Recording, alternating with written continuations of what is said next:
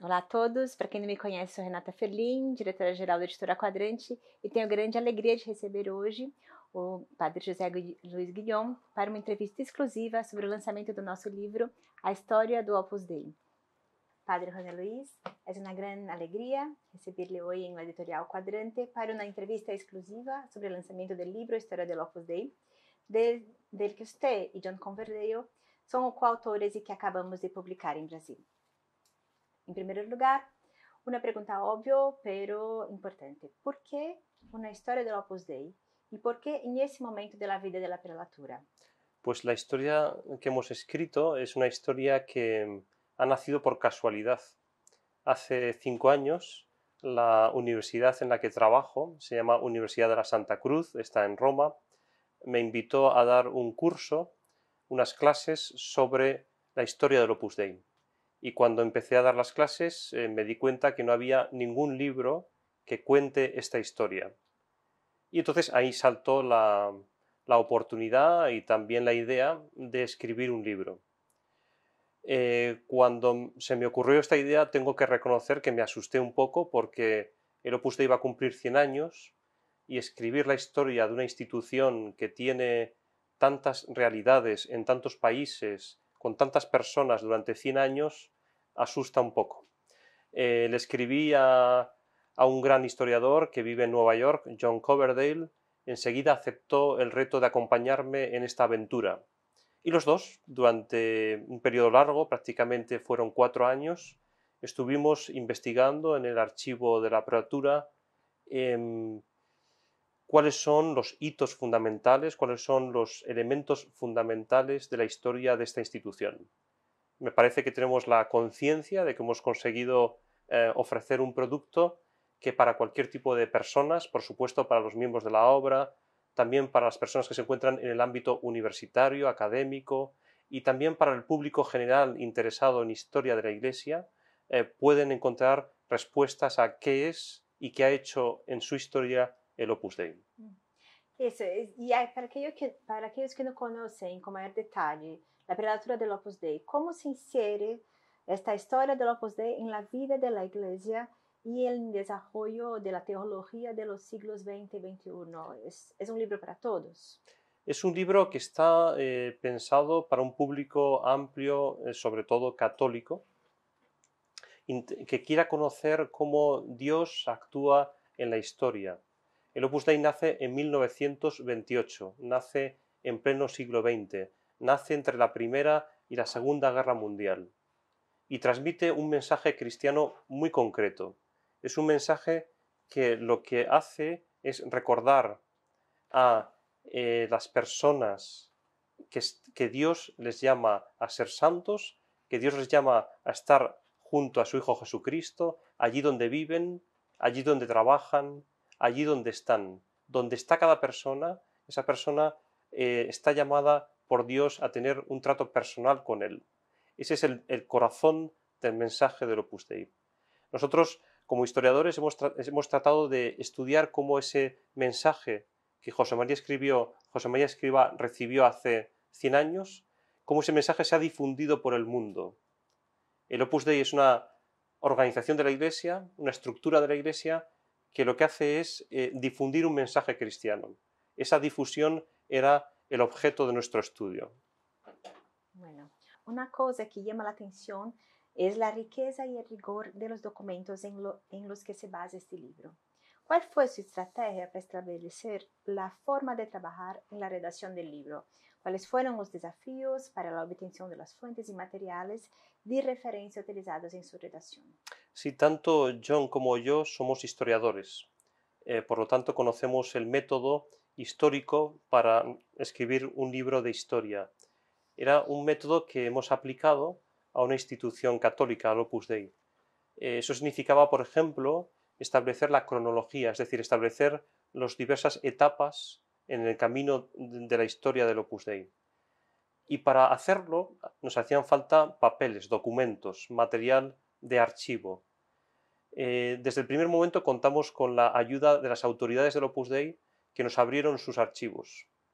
Tengo que decir que tanto John como yo somos miembros del Opus Dei y hemos sido muy bien acogidos en nuestro archivo. Se nos han abierto las puertas desde el primer momento, desde los años fundacionales hasta los años más recientes. Hemos podido ver todo tipo de papeles. Hemos visto los papeles de la organización, del gobierno, de la dirección del Opus Dei. Hemos visto papeles de diversos países. Por ejemplo, hemos visto diversos materiales de la historia de la obra en Brasil. Con todos esos materiales hemos conseguido hacernos una idea y dar respuestas a muchos porqués, a muchos interrogantes que teníamos sobre el Opus Dei. De algún modo, un libro de historia, como es este libro de historia del Opus Dei, es un libro que da respuestas a grandes preguntas. Cada capítulo tiene detrás una gran pregunta que respondemos. Por ejemplo, cuando se habla de la fundación, evidentemente la pregunta es ¿qué vio el fundador el día de la fundación? Es de algún modo como una necesidad de dar respuestas. O, por ejemplo, podemos decir que en los años 50 el Opus Dei se difunde por todas las Américas, desde Canadá hasta Chile. La pregunta es, ¿cómo se difundió en cada país? ¿Qué dificultades encontró? ¿Qué oportunidades encontró? Podemos poner, por ejemplo, el caso de Brasil. En Brasil se desarrolla en Marília muy poquito, por 2 años, y luego durante bastante tiempo la obra se sitúa en Sao Paulo. Hacía falta ver cuáles son esas estrategias, si podemos hablar así, de difusión del mensaje cristiano. Bueno, aunque el libro resalta el origen divino del Opus Dei, es decir, la comunicación sobrenatural de su espíritu en aquel 2 de octubre de 28, la historia de la obra es también muy humana. Esta historia del Opus Dei manifiesta también cómo en las decisiones del apostolado y de gobierno, San José María fue aprendiendo a lo largo del camino, pensó en soluciones diversas, reelaboró cuestiones, escuchó opiniones, insistió aquí, se dio más allá. La figura del fundador como prelado, como padre, tiene mucho que enseñarnos. Después de dedicar tanto tiempo a trabajar en la historia del Opus Dei, ¿qué es lo que más le llama la atención en la figura de San José María? Quizá diría que San José María lo podemos explicar en 3 palabras. La primera sería la palabra sacerdote. Él tiene una fuerte conciencia, una fuerte identidad como sacerdote. Él se define a sí mismo como sacerdote de Jesucristo. Para él el sacerdocio es un modo de estar unido a Jesucristo y de darlo a los demás. Eso lo va a vivir durante toda su vida. Su vida va a ser una vida sacerdotal, va a ser un hombre que reza a Dios, que intercede ante Dios por las personas, por los demás. Y también la institución que abre, el Opus Dei, la va a poner siempre delante de Dios, va a rezar por el Opus Dei. En segundo lugar, la palabra fundador, evidentemente. José María Escrivá es un hombre que tiene conciencia de que Dios le pide transmitir un mensaje y transmitirlo a través de una institución. Un mensaje encarnado en personas concretas que están unidas en una institución. Esa institución es el Opus Dei. José María Escrivá es, en ese sentido, un constructor, un hombre que construye una fundación, que construye una institución para difundir un mensaje. Y probablemente, en tercer lugar, diría la palabra padre. José María Escrivá es un hombre que tiene un gran corazón humano y además unido a Dios. Es un hombre que manifiesta en su vida una cercanía, una paternidad, una seguridad que le da su vida de trato con Dios y que transmite a sus hijos y a sus hijas espirituales en el Opus Dei y a todas las personas que se acercan a la obra. De modo particular, por ejemplo, podemos ver los últimos años de su vida, años muy interesantes, finales de los años 60, principios de los años 70 del siglo pasado, años en los cuales hay crisis doctrinal en la Iglesia, junto con otras cosas muy buenas, y José María Escrivá refuerza la fe de sus hijas y de sus hijos. Les habla como un padre con experiencia, les da tranquilidad, les dice que Dios no ha cambiado, que la doctrina no ha cambiado, que son tiempos para vivir también con esperanza, con fe. Eso lo hace un padre bueno que está preocupado por sus hijos. Bueno, y los males entendidos públicos, los escándalos mediáticos, la contradicción de los buenos, en palabras de San José María, también se abordan con franqueza en el libro. ¿Hasta qué punto se puede decir que la situación de la obra ante la opinión pública es diferente hoy en lo que fue en la vida del fundador? Sí, quizá lo primero que diría es que el Opus Dei es una institución católica y los católicos, bueno, pues nuestro mensaje cristiano a veces es bien recibido y a veces no es bien recibido. Esto viene ya desde nuestro fundador, nuestro Señor Jesucristo. Trae un mensaje de salvación, un mensaje de santidad, y es rechazado también en su vida, hasta morir en la cruz y resucitar. Y nos dijo que el discípulo no es más que el maestro, es decir, eh, ser un cristiano, tratar de ser un cristiano coherente, va a tener siempre una componente de sorpresa y en ocasiones de rechazo, también de aceptación en la vida social, en la vida pública. Al mismo tiempo, el ser cristiano ayuda a ser una persona coherente y muchas veces una persona respetada y querida, porque es una persona que tiene principios, tiene una identidad y tiene un mensaje que transmite de modo pacífico, nunca invasivo. En este contexto, me parece que también se encuentra el Opus Dei. El Opus Dei tiene un mensaje cristiano fantástico, es un mensaje de cercanía de Dios, es un mensaje de servicio a las personas, es un mensaje de abrir el corazón, de estar abierto a los demás. En ese sentido, el Opus Dei habitualmente ha sido muy bien recibido también en la opinión pública. Pero ha habido en ocasiones, primero, diría, a veces límites de las propias personas del Opus Dei, personas que han podido cometer durante la historia algunos errores, también desde un punto de vista institucional.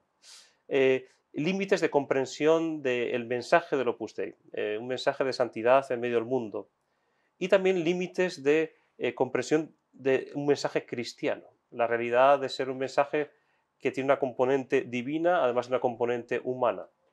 Y por eso a veces la obra ha estado, digamos, en el candelero, ha estado ante la opinión pública con rechazo o al menos con una visión de un poco pues, de distancia, ¿no?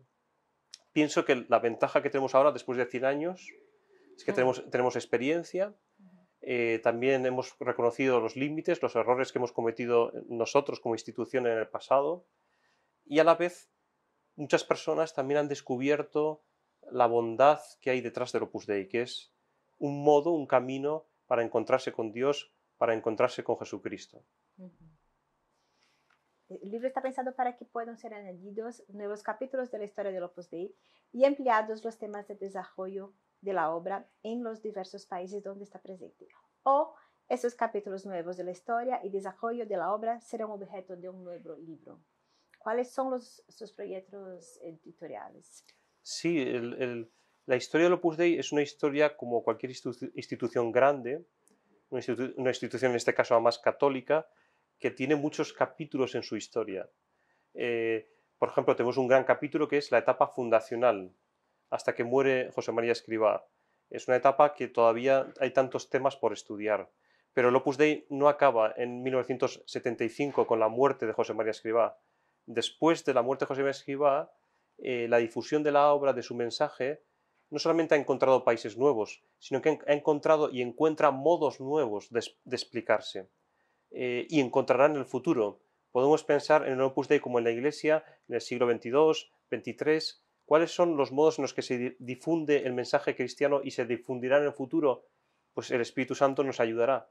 Pero sin duda, la historia del Opus Dei está pidiendo todavía mucha investigación, conocer, por ejemplo, cómo se ha ido desarrollando en cada país, en cada región, en cada ciudad.